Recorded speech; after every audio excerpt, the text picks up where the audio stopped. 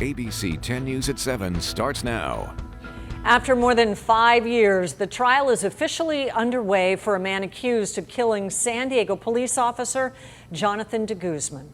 Good evening. I'm Kimberly Hunt. And I'm Steve Atkinson. Our ABC 10 News reporter Mimi Alcala was in the courtroom as opening statements and testimony got underway and walks us through day one. 60-year-old Jesse Gomez, seen here in a downtown courtroom Tuesday, is accused of opening fire on 2 San Diego police officers in July of 2016, killing Jonathan J.D. de Guzman and wounding Wade Irwin. Emotional body camera footage captured after the shooting was played in court Tuesday, showing the chaotic moments when Sergeant Kelly Stewart responds to the scene of the shooting. Most of the video is too graphic to share as he pulls de Guzman from a patrol car, searches for gunshot wounds, speeds to a hospital, then helps carry him to an operating room. At some point while they were working on him, one of the doctors basically told us that, hey, he wasn't going to survive. Stayed with him all night? Yes. Why? Because I didn't want him to be alone. Opening statements started with the prosecution painting the picture of Gomez as a man with a criminal history who was stopped by police while illegally carrying a gun and didn't want to go back to jail, so he chose to shoot at officers instead. This defendant, Jesse Gomez, then after shooting Wade Irwin, seeing him go down, he turns his attention towards Officer de Guzman, who's seated in the police car, who hasn't even gotten out.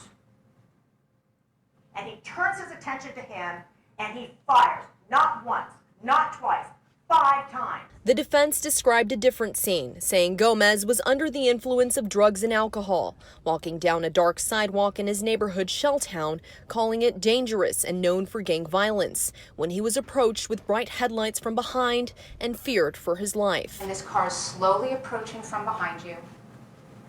It suddenly stops, and a man gets out and approaches you from behind.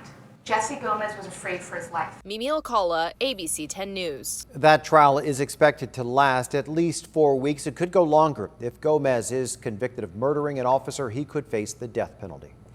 The U.S. continues to evacuate civilians and personnel tonight after the Taliban took control of Afghanistan and chaos unfolded at the airport in Kabul yesterday. Today, the Taliban said it would offer safe passage to any civilian who wanted to leave the country. The U.S. says it's remaining cautious. And the fall of Kabul is especially hard to watch for the men and women who sacrificed so much fighting in America's longest war. ABC 10 News reporter Rachel Bianco is live in Mission Valley, where many of those veterans will get help. Rachel. Hi, Kimberly. The vets we spoke with say their feelings are complicated, a mix of sadness and anger. Amber Robinson is a decorated Army veteran. She served a decade as a photojournalist on 3 deployments in Afghanistan. The immediate collapse of Kabul is not how she ever imagined the story of America's longest war would end. When Kabul fell, we were all triggered. And heartbroken for the people left behind. Seeing the people trying to climb aboard the plane and clinging to it as it went to the sky, like that is the level of desperation that they're feeling. Robinson says she was surprised at how quickly the Taliban took over, but she said she knew during her first deployment the Afghan military would never be a match. The moment that you kill one Taliban leader, 3 more Taliban leaders are going to creep across the Pakistan border. She suffers from PTSD and autoimmune disorders. It's just a part of war. War is death. And so by the time my 3rd tour was ending, the deaths were starting to get to me. As painful as it is to see this outcome, she believes military involvement should have ended a long time ago. It'll give us all a chance to breathe.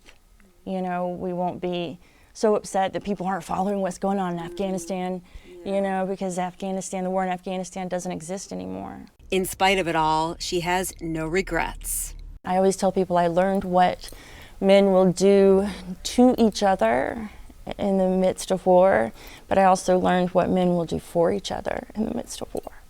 And that's something that I will always be so proud to have. Robinson started a nonprofit called American History Theater. The organization uses theater to promote awareness about PTSD and other issues. Reporting live in Mission Valley, Rachel Bianco, ABC 10 News. So much pain. Rachel, thank you. Today, we spoke to San Diego Immigrant Affairs Manager Farhat Popel about the conditions on the ground in Afghanistan. She was born there, but escaped with her family decades ago. She talked to us about that experience. My family left Afghanistan in the 1980s, fleeing the Soviet war, and they left everything behind. They left their homes, their possessions, their livelihoods, their professional careers. And to see Afghans today face a similar situation, to see my generation face a similar situation 35 years later, is incredibly hard. Popel says that great progress has been made over the past 20 years for women and girls, but she's afraid the Taliban takeover of Afghanistan will reverse those gains. What they face today is a situation where women who have worked with the international community, who have worked with the U.S. government, or have worked in any capacity toward democracy, human rights, women's rights, progress, opportunity, freedom of speech, all of that in their country over the last 20 years, they are fearful for their lives in this moment. In her role as Immigrant Affairs Manager, she is tasked with advancing programs and policies that ensure the refugee and immigrant communities have the opportunity to succeed. She says the city would welcome Afghan refugees with open arms and compassionate hearts. Students in the Ramona Unified School District will have to wear masks when they return to school. Last night, the school board reversed a decision which would have made the mask coverings optional. As ABC 10 News anchor Vanessa Van Hefty explains, the move is generating a lot of controversy. The Ramona Unified School District Superintendent telling 10 News today school will start on Thursday. Masks will be required, a decision that is sparking heated debate. I'm simply begging for the freedom to choose. So what I think is best for my children may not be best for yours. As board members, it's not your job to do what's popular. It's your foundational responsibility to ensure the safety of Ramona students at our schools. Following health guidance is the right thing to do for Ramona. The board initially decided to make masks optional, but pulled back, voting Monday to require masking inside until it can sort out legal ramifications. Under Governor Gavin Newsom's executive order, all schools K through 12 are to wear masks inside. While the overwhelming majority of San Diego schools are abiding, Ramona and Alpine school districts bucked the trend, initially allowing parents to decide. I'm here because I want to make the choice with whether or not my daughter wears a mask, and I don't think it's your right to do it. Ramona wants to make sure it doesn't get sued, making sure legal bases are covered first, weighing how an optional mask mandate may impact the school's liability. Teachers may risk losing their license, and some board members fear a legal liability if kids get sick. Others worry insurance companies may drop coverage without the mandate. Vanessa Van Hefty, ABC 10 News. The superintendent says she will abide by all state guidelines for students and staff on Thursday. And now to the latest numbers on coronavirus in San Diego County.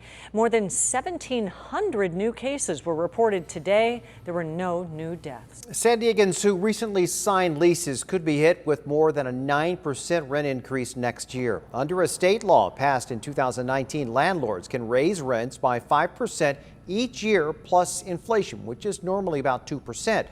But San Diego's rate of inflation more than doubled during the pandemic to more than 4% as of March. Under the law, renters who sign leases on or after August 1st could see increases of up to 9.1% once their leases expire.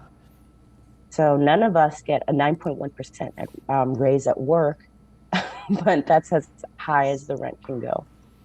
But landlords may not raise it by that much. In a statement, the Southern California Rental Housing Association noted that many housing providers kept rents flat last year or temporarily lowered them during the pandemic. San Diego police are looking for a hit-and-run driver who struck a woman crossing a street in Sherman Heights. The accident happened just after 2 o'clock this morning at G Street near 22nd. Police say the woman was walking east on G, tried to cross in the middle of the block when she was hit.